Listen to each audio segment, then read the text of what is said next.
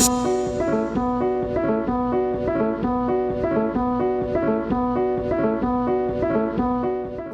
Toby Greene, the Deputy Editor of Fathom. One of the things we're doing in Fathom is shining a light on strategic and political debates taking place here in Israel. In this issue, we're looking at the question of unilateral withdrawal from the West Bank. The idea of unilateral withdrawal was very much on the agenda in 2005, after Israel's withdrawal from the Gaza Strip. The idea was that, in the absence of a peace agreement with the Palestinians, Israel should act unilaterally to create a separation between itself and the Palestinian territories. The rise to power of Hamas in the Gaza Strip in 2006 and the Second Lebanon War badly damaged the credibility of this idea. Israel's decision to withdraw unilaterally both from the Gaza Strip and from South Lebanon allowed hostile armed groups to establish themselves on Israel's borders. But in May 2012, Israel's Minister of Defense, Ehud Barak, made a speech in which he warned about the dangers of inaction in the peace process. He said that in the absence of a final status agreement with the Palestinians, Israel should look to reach an interim agreement or to act unilaterally to secure Israel's future as a Jewish majority state. Several other senior former officials, academics and think tanks have also made the case for unilateral withdrawal from the West Bank in order to preserve the two-state paradigm. One group, Blue-White Future, has suggested that Israel start by offering compensation to settlers in the West Bank to return back to Israel's pre-1967 borders. To explore this issue, I spoke with two senior Israeli former officials with starkly contrasting views. Ami Ayalon is a former head of the Israeli Navy, a former head of Israel's internal security agency, the Shin, and a former cabinet minister in the government of Ehud Olmert. He is one of the leading figures in Blue-White Future, calling for Israeli unilateral withdrawal from the West Bank. Moshe Arens was a Likud Knesset member for more than 20 years. A professor of aeronautical engineering, he served as Israel's ambassador in Washington, 3 times as Israel's Minister of Defense and as Israel's Minister of Foreign Affairs. He has been a harsh critic of the idea of unilateralism, accusing its proponents of suffering from a unilateral withdrawal syndrome. Here's what they had to say.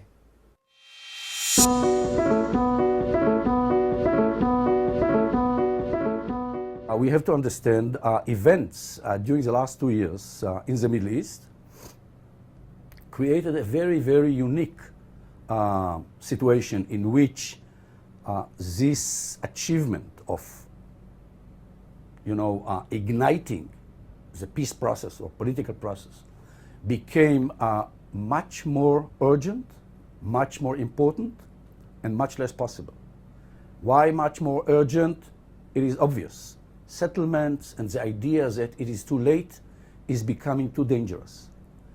Second, events in the Middle East created a situation in which, in order to create this relatively pragmatic coalition of states that will face fundamentalism and radicalism and terror and the attempt by Iran to dominate the region, this coalition will be based on a coalition of Sunni states like Turkey, like Egypt with the Muslim Brotherhood, like Saudi Arabia, and like Jordan.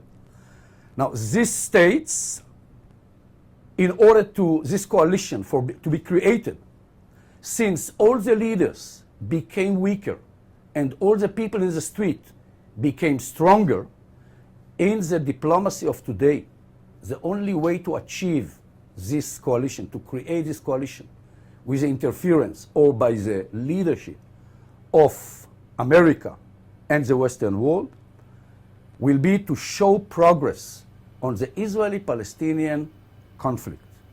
Now, what we are trying to convince our leaders, and by the way, leaders of the international community, because the leader of the quartet, the American president, including our prime minister, still believes that the only process, the only way to achieve idea of two states is to directly negotiate.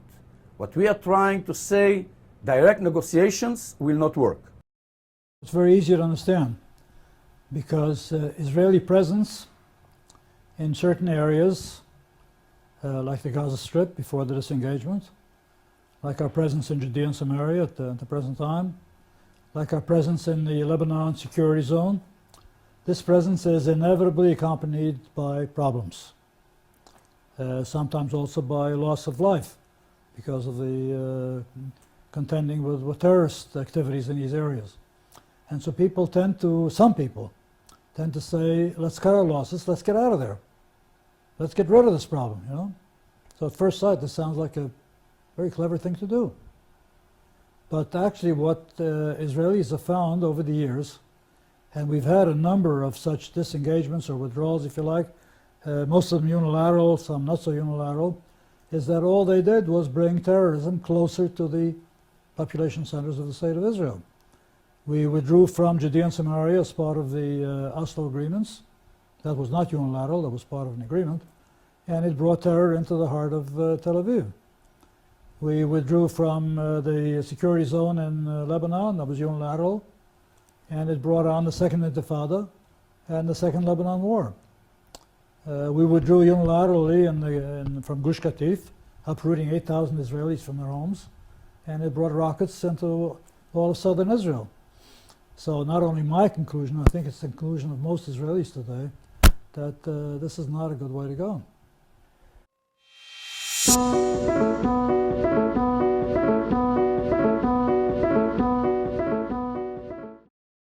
I think that in the past, the way we understood the concept of Zionism, it was very, very simple, almost simplistic concept. If you would ask my father, he would tell you that during the 30s, when he left Europe, all his family, by the way, stayed and were assassinated during the Holocaust.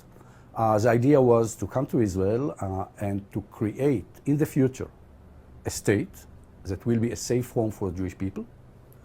And its borders will be wherever we can build a settlement, work the land, and defend ourselves. It was a very, very simple concept. It was the concept of the Labour Party.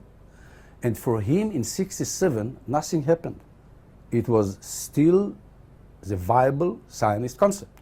And this was the reason why my father, or from my kibbutz in the Jordan Valley, youngsters went to create settlements in the Jordan Valley, in Sinai, and on the Golan Heights. But years later, we realized that based on this concept, that this land belongs to us, and the borders will be wherever we can build a state, defend ourselves, and board the land. Yes, we liberated places. We liberated the West Bank, Judea, Samaria. But we occupied, we conquered the people. And this is the paradox in which we live. If this concept of my parents will prevail, then the immediate result will be that the Jordan Valley will be the eastern border of Israel. And this will be the moment when the Zionist concept will collapse. Because at that moment, Israel either will not be a democracy or will not be a safe home or without any Jewish identity. Now, for me, I believe that two states is the only viable concept, not because Palestinians deserve these places, and not because all what we are doing in the West Bank. As this is a totally different debate. I'm doing it, or I'm trying to take it forward only because I believe that this is the only way to see Israel a Jewish democracy in which we will, as majority, we will be able to dictate the values, the calendar. We will be able to dictate the way we celebrate Shabbat or Yom Kippur, and we will be able to dictate what will be the story that we tell our children at schools.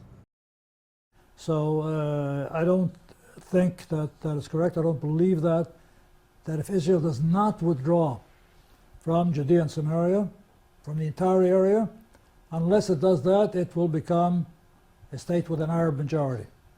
I don't think even numerically, I I don't think that's the case.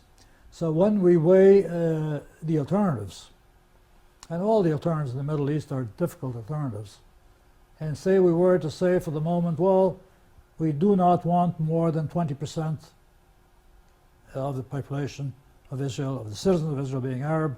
So if you want to keep it at that, if that's the limit, that's the ceiling, so we better get out of Judea and Samaria. Because if we stay there and incorporate in Israel, we'll be adding more Arab citizens to Israeli society. Next to that, we say, well, and if the end result of that is that terrorism will come into the cities of Israel, in Tel Aviv, the terrorism will spring up again, as it did in the past, from the areas of Judea and Samaria. I say it's not a clear-cut decision by any means. We don't want something that will make things worse. We would like to improve the situation. We look at alternative ways of improving the present situation. I don't know that any of these alternatives are better than the status quo, than the present situation, which many people don't like. I suppose I don't like either. But everything else may be worse. And we've seen worse. Now some people might say, do something, do anything. Anything you do is going to be better. Well, unfortunately, that's not the case.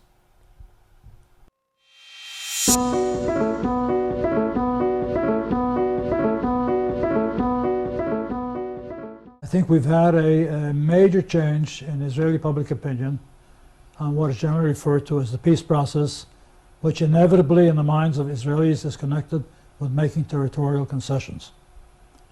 The Oslo agreements were supported by the majority of Israelis. They in effect turned Judea and Samaria and most of the Gaza Strip over to Arafat and the PLO. If you ask Israelis today, I think the majority of Israelis think that was a mistake. And the Intifada and the terrorism that hit Israel, those terrible years of 2000, 2002, where hundreds of Israelis were killed every year, if not more, have led Israelis to conclude that was a mistake. Most Israelis supported the disengagement from Gaza, the uprooting of 8,000 Israeli citizens from their homes. Terrible thing. You know, you can imagine that in England or anywhere else. You know, forcing people, 8,000 people out of their homes. But they thought, good riddance to bad rubbish. You know, let's get out of there. We don't want to have any part of it. I think most Israelis, if you look at the polls today, think that was a mistake, because in the wake of that came Hamas, a terrorist organization taking over Gaza, and rockets onto Israel. Now, what we did, I mean, the mistakes that we did in Gaza.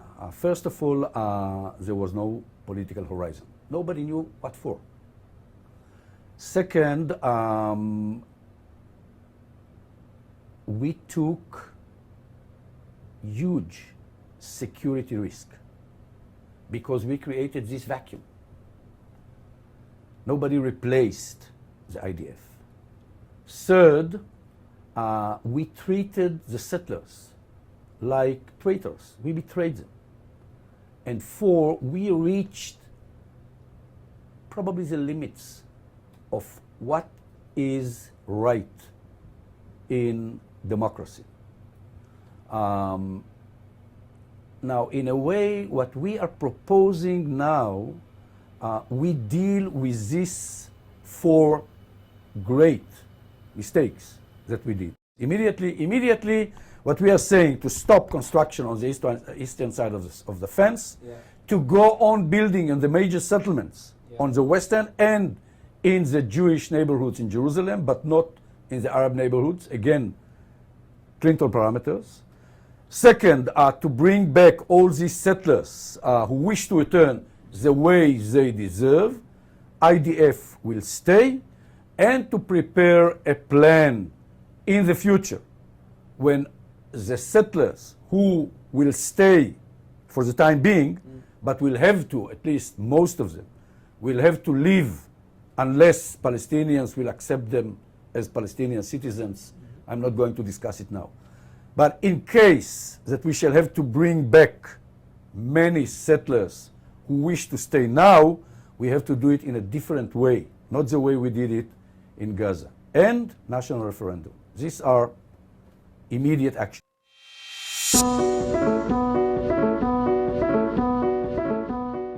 I believe that for the first time since we started to negotiate, the beginning of negotiations with Palestinians, the international community will say Israel mean business.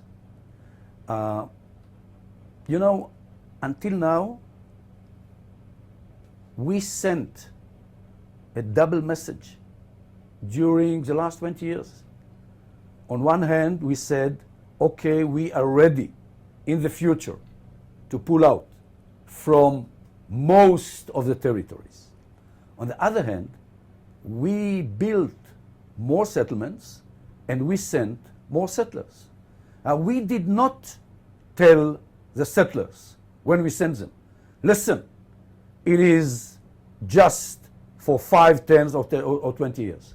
So it was a double message. I believe, most leaders and most people around the world did not really know what do we really mean. But on the other hand, we are sending a message to the Palestinians, we do not depend on you. Come back to negotiate. If you will not come back, I don't know exactly what will happen, but I can promise you one thing, that the major threat to our identity, one state, will not prevail. Because in a way we are creating a reality of two states. Suppose that for many, especially in Europe, not necessarily in America, any concession on the part of Israel will be greeted by applause. And now I served as Israeli ambassador in Washington, and I said then, as I say today, it's very easy to become very popular, very easy to become popular, if you like, by announcing that you're prepared to make concessions. Because what do people on the outside say? They don't have to suffer the consequences of what you're about to do, if that ends up bad for you. They just think this is a step in the direction of a peaceful settlement. So, good for you if you're prepared to do that. So, in answer to your question, I suppose we would be applauded. But when we would suffer the consequences of such a move, if it turns out to be a mistake, and it would be, I think, we would have to suffer the consequences.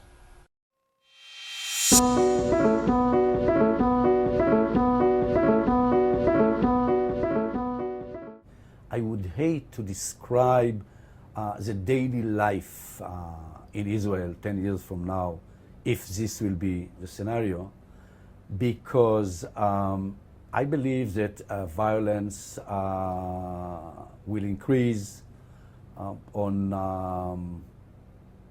national reasons, in addition to many other reasons.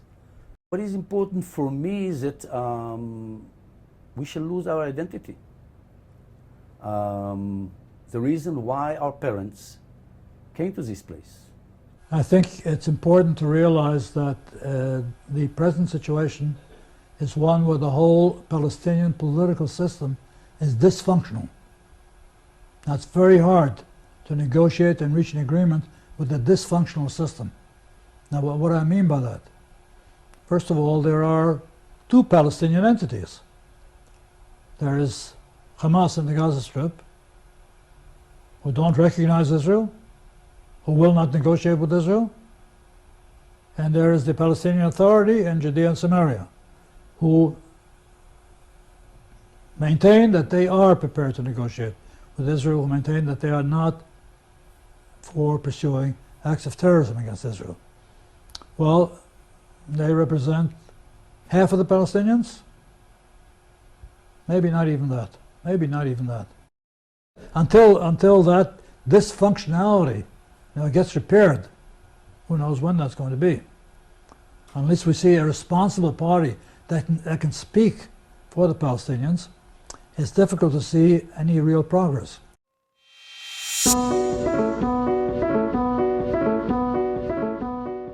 If I know of another scenario, something different that will bring us to a better future, I have no idea. But I'm not pessimistic, because I think that what we offer is something it is achievable. You know, I look, you know, within this coalition, within this Knesset, majority of the, if you ask one by one, majority of the Knesset members believe that, again, without taking security risk, etc., etc., that the strategy that we are proposing is not risky. It is a very, very positive direction. Well, one option is to wait. Right? We don't like to view favorably that kind of option because we're always in a hurry to get things done, solve the problem. Well, not all problems are soluble. And I think many people in Israel, maybe in other parts of the world as well, are coming around to the view that this conflict cannot be solved, at least not in the immediate future. You have to manage it.